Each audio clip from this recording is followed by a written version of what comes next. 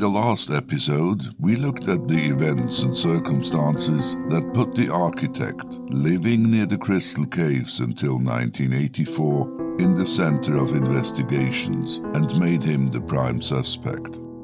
How he was finally arrested 4 years after the double murder, then living in the southern part of Switzerland. But unable to connect their main suspect to the double murder, and with no new evidence coming to light, the police largely ceased their efforts to solve the case by the end of 1986.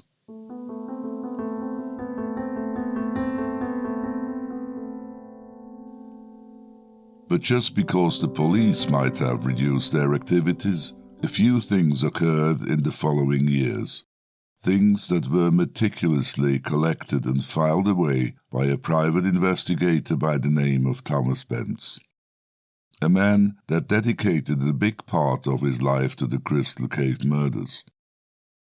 Born in St. Gallen, he was 8 years old when the murders happened, and got drawn into it because he frequently spent the holidays near the Crystal Caves at his grandmother's.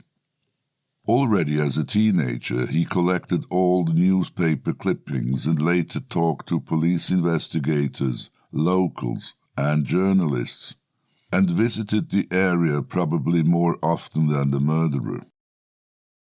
By the turn of the century, he was the man to talk to if one wanted to know anything more than what was written in the newspapers.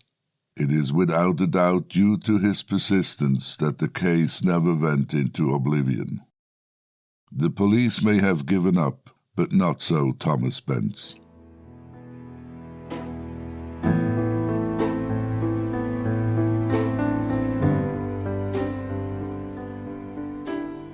My name is Rudolph Isler, and this is The New Leads, Episode 7 of the Crystal Cave Murders, an investigative true crime podcast by Playground Media Productions.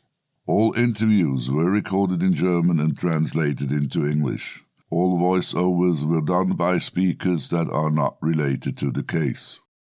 All individuals mentioned in this podcast must be considered innocent and cannot be prosecuted or convicted, as the 30-year statute of limitation for murder in Switzerland was reached in 2012. The presumption of innocence applies at all times.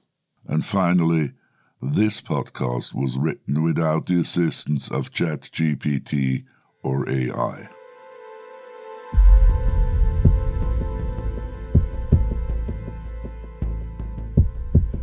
In spring of 1987, a court ruling by the canton of St. Gallen convicted a police constable who was involved in the investigations of the Crystal Cave murders.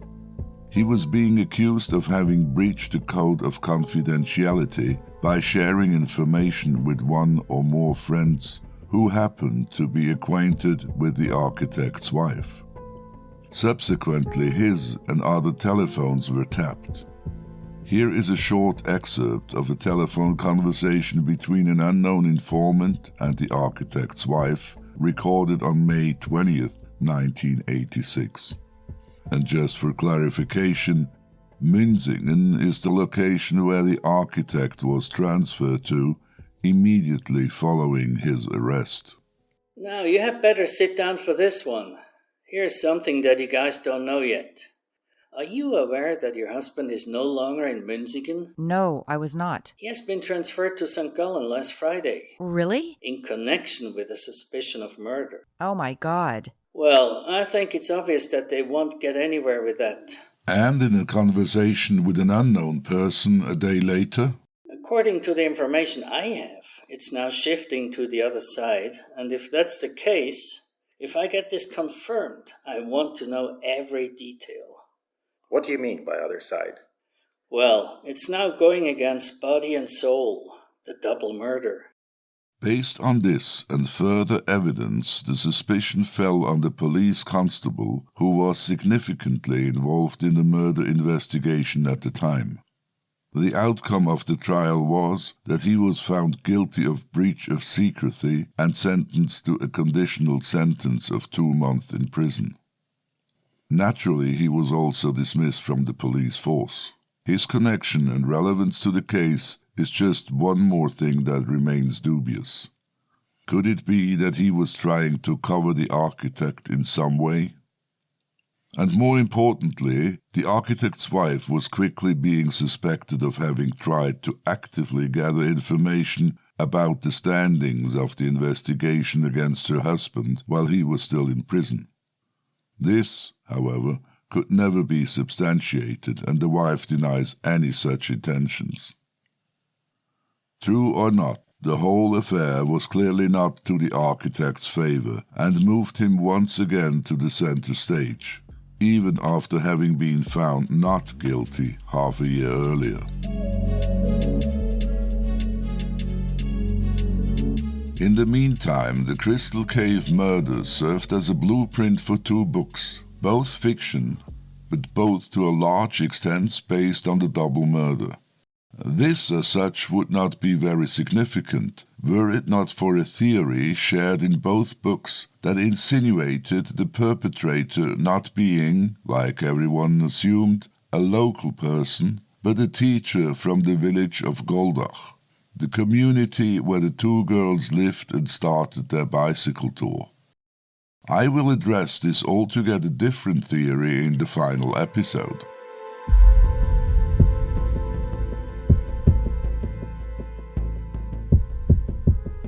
Now, before we get into the most baffling new evidence that came to light 35 years after the murder, let me briefly tell you about the unique 30-year statute of limitations for murder in Switzerland. It had and still has an impact on the case today. It basically means that murder is no longer subject to any official investigation by the prosecution once this time is over. But it would be incorrect to say that the public need for punishment diminishes over the same time, especially in the case of serious capital crimes. There have always been dramatic murder cases that capture the public's imagination more than others, even decades later. The Crystal Cave murders are certainly a prime example.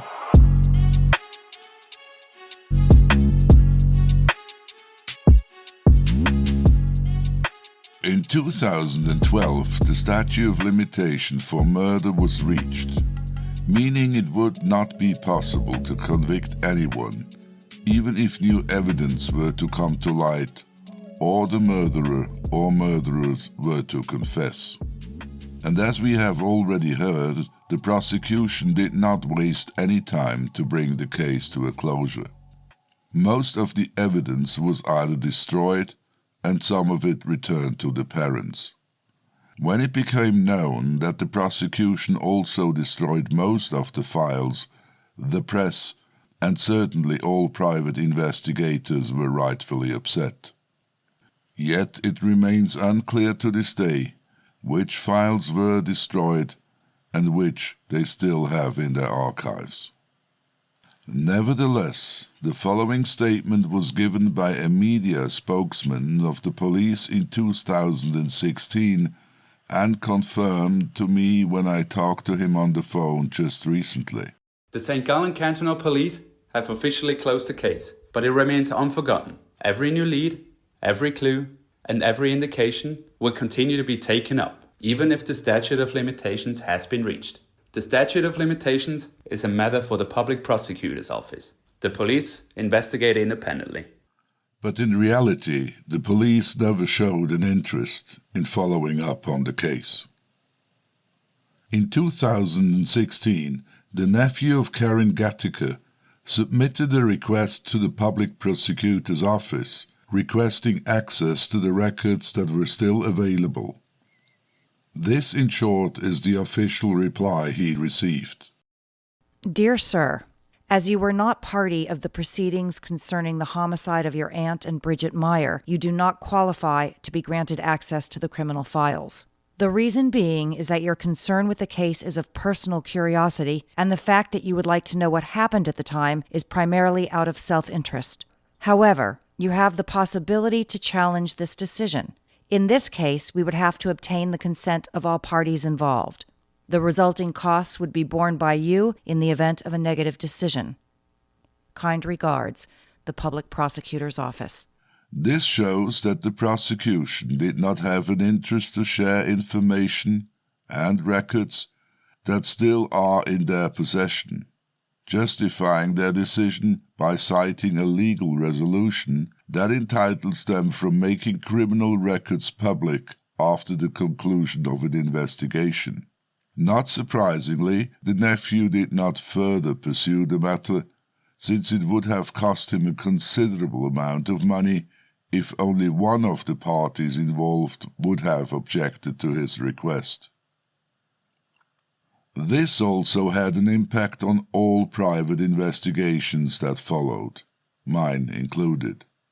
Because the Public Prosecutor's Office does not make their records available, in-depth investigations are limited.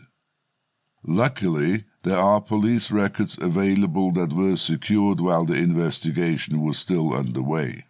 I am also thankful to the current public prosecutor that showed a keen interest in this podcast and made it possible for me to exclusively have access to documents not disclosed before.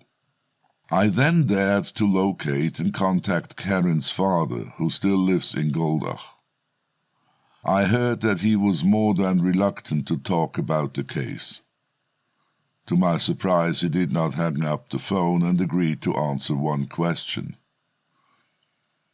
I was somewhat taken aback, but then asked him one question that I remembered not having been asked by anyone investigating the case before: if he could tell me where the girl's camera and film had gone.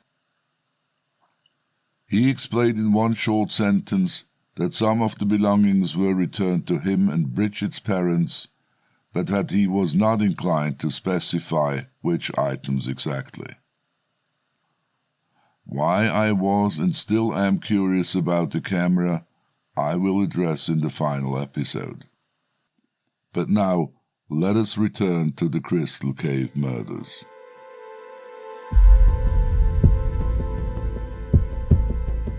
In 2016, in connection with the nationwide Swiss newspaper 20 Minutes, the renowned German profiler Axel Petermann visited the area for the first time.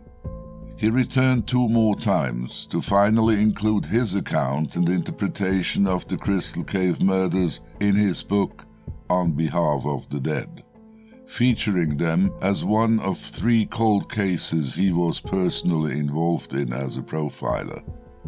Himself an expert, he had led the first homicide unit in Germany. His analyses were based on the FBI profiling methods, the technique to pinpoint the perpetrator of a violent crime by identifying the personality and behavioral characteristics of the offender, based on precise analysis of the crime committed.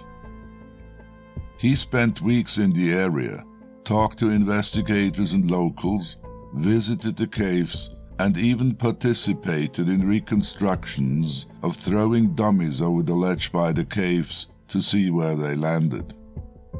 The results of his efforts were collected in the 2nd chapter of his book. The conclusion being sobering and basically supported what was already known. In his summary, he came to the conclusion that the perpetrator must have been between 25 and 35 years of age, that he was not a pedophile, nor a sadist, nor a repeated offender. He is convinced that the girls were in the wrong place at the wrong time, and that extraordinary, unpredictable events led to the double murder. The perpetrator is no stranger to the people in the village, he wrote. In short, he basically confirmed what the tabloid Blick had written 2 days after the bodies were found. A mountain climber, strong as an ox, familiar with the area, and cold-blooded. Supporting the German profiler was also Thomas Benz, who had become hooked if not obsessed with the case. Together with a former policeman, he founded an independent group of interest in 2017 with the goal to achieve what the police did not: to solve the case, to collect and follow up on new evidence and leads.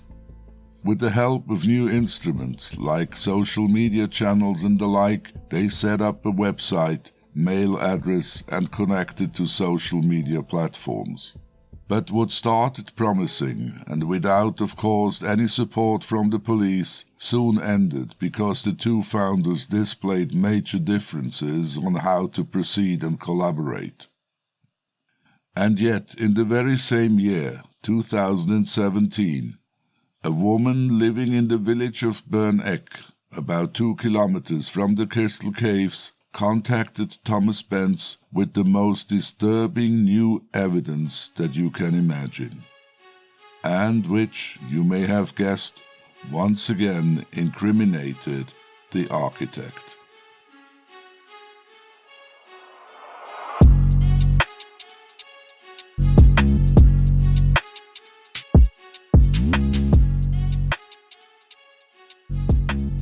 She had already tried to talk to someone a couple of years earlier, but for some reason there was no interest from any side and she put the matter to rest. Not so this time.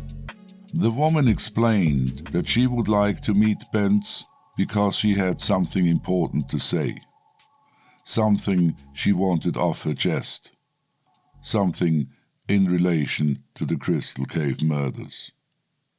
A week later, Thomas Spence and a journalist visited the lady and her husband, who then owned a car repair shop when the murders occurred. He did the handiwork and she the administration. Upon their arrival, she explained that she had recently been diagnosed with cancer and had only a limited time to live. It was quite obvious to the visitors that there was something on her mind that still bothered her, even after all those years, and what she then said made the two men drop their jaws.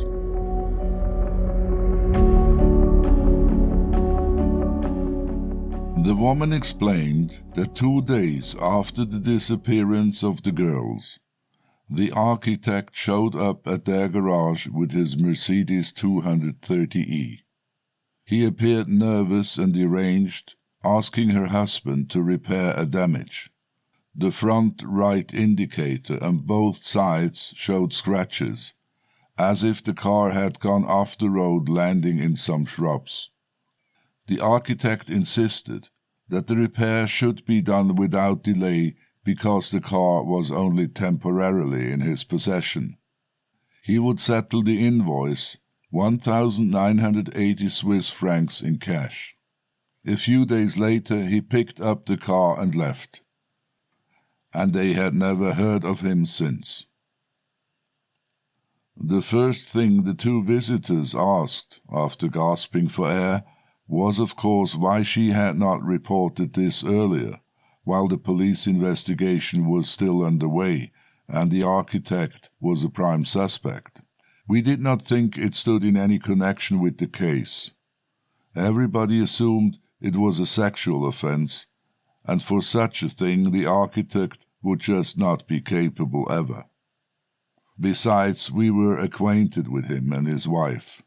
He had built our new garage, she stated. The two men left with crucial new evidence 35 years after the double murder. To verify the woman's observation, the journalist rang the architect the next day, asking if he could recall the incident. According to the journalist, the architect said that he didn't, but that 15 minutes later he returned his call, saying that after some reflection he could remember the incident now, but that the reason for bringing the car to the workshop had been a parking damage that had occurred on the parking lot in front of a restaurant. 2 days later, on November 29th, 2017, the headlines of the tabloid 20 Minutes read, The testimony of a garage owner couple sheds a new light on the unsolved Crystal Cave murders. Overnight, and 35 years after the double murder, the architect was in the crosshair again.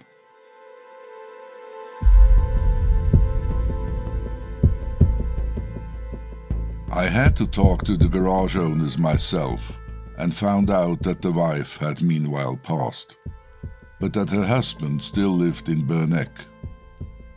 I called and he agreed to meet me whenever I would be in the area. A week later I telephoned him again and suggested a meeting for 2 o'clock the following day. I rang the doorbell and it took a while until a white-haired man in his early 80s opened the door, greeted me politely and asked me to enter the house that once was part of his pride, a successful, well-known repair workshop that his son did not want to continue after his retirement. He still regretted this profoundly and showed me some photographs of the day when they demolished the garage as a consequence of him having to sell a big part of his property to a adjoining industrial company. Now the son had moved away and he had lost the garage first and his wife after. We sat down upstairs in the spacious living room at the dinner table that was covered with documents and paperwork because he was doing his taxes, he explained. Following a brief introduction, he went through several drawers in the bookshelf trying to find more photographs. He finally did, and I asked him what he remembered of the architect and the repair work on the car. Also wir sind dann mit dem fast befreundet gewesen eigentlich. Wir sind dann bei ihm eingeladen gewesen daheim. We ended up being friends with the architect and his wife because he had built our new garage. We were also invited to dinner at their place several times before he had bought the country house. I still remember the day when he brought the car to the workshop for the repair work. If my garage would still be standing, I could show you exactly where he parked it. It was a Mercedes 230e station wagon, not a limousine. He was in quite a hurry and said it had to be repaired as soon as possible. We immediately set about repairing it. The right side was dented all the way through. I know that for sure because I've been asked that so many times. He said he had hit some brickwork, probably on the narrow road to the horse stable. In any case, it must have been something that did not give way. It could also have been a parking damage. I'm not quite sure anymore. It's even possible that he mentioned that. On the other hand, I remember him saying that the damage happened while he was driving. We didn't notice anything suspicious during the repair work. If there had been marks that pointed to a person having been hit, I would have noticed. He said it was urgent because he needed the car to pull the horsebox trailer. I can no longer remember the registration number, no. But he said that it was a rented car. Whether it had a trailer coupling or not, I don't remember, but I think it did. The only thing I'm sure of is that the car was silver grey and that it was the right side that was damaged. At that time, we fixed about 1,000 cars a year, and of every single one we took a photograph, which we attached to a file card. The amount my wife mentioned, 1,980 Swiss francs, could be correct. She always did the invoices and had an excellent memory for numbers. We still have some very old files and documents outside in a container.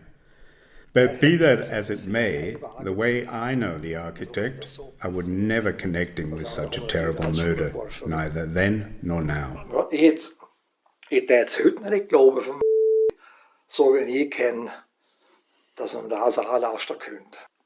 Also ich würde es heute nicht zutrauen, muss ich wirklich sagen. His testimony was very much a blueprint of the statement his wife had given to Benz and the journalist 5 years earlier.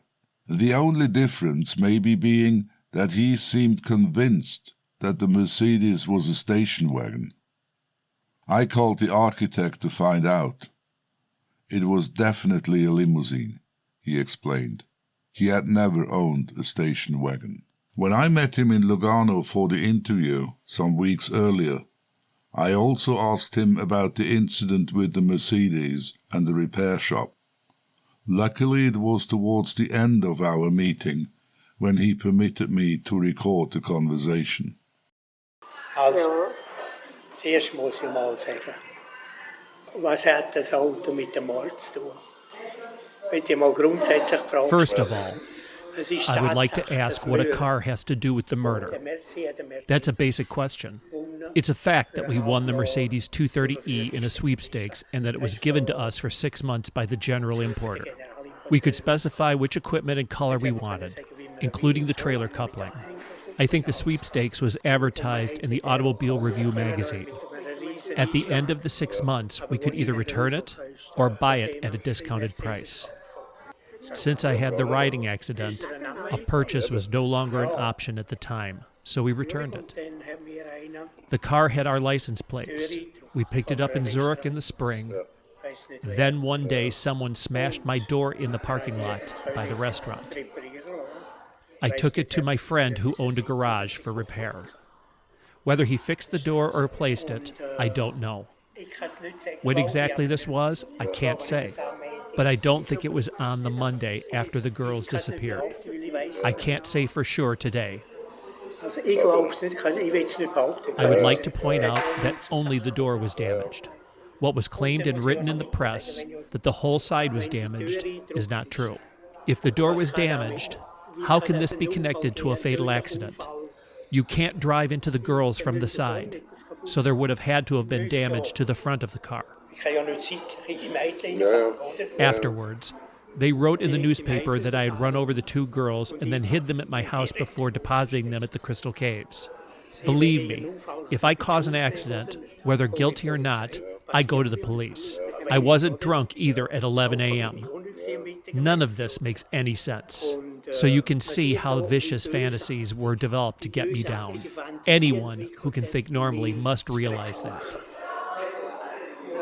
Da muss ja jeder, der normal denkt, sagen, da gibt's ja nicht. I then asked him explicitly about the telephone conversation with the journalist. He vehemently disputed the version that was printed in the newspaper. He said that when the journalist rang him, he was driving, and that he did ring him back not because he needed time for reflection, but simply because he did not want to have this conversation while driving his car. And as if this was not enough, out of the mist of the Rhine Valley plains rose yet another puzzling observation shortly after.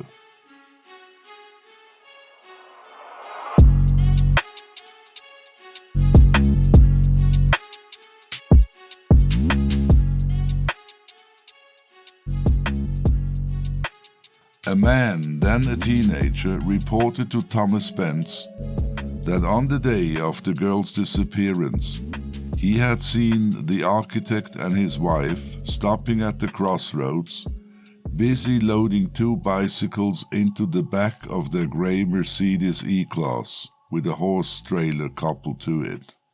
He asked if they needed help, but they nervously declined and he left on his motorbike. The reason for not having reported his observation during the investigation in 1982 being that he was not well disposed towards the police at the time, because they had been keeping an eye on him driving a modified moped. To this day, many have reservations about the truth of this additional statement.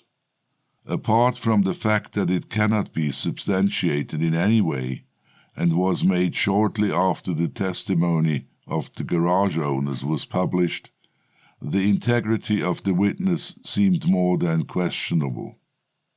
Moreover, it does not seem very logical wanting to put 2 bicycles in the back of a car when, according to the witness recollection, a horse trailer was attached to it, which, even if not completely empty, would have been a much more convenient means to transport 2 bicycles. And assuming the architect did indeed venture to the crossroads with the intention to collect the bikes, he would certainly have made sure it was empty.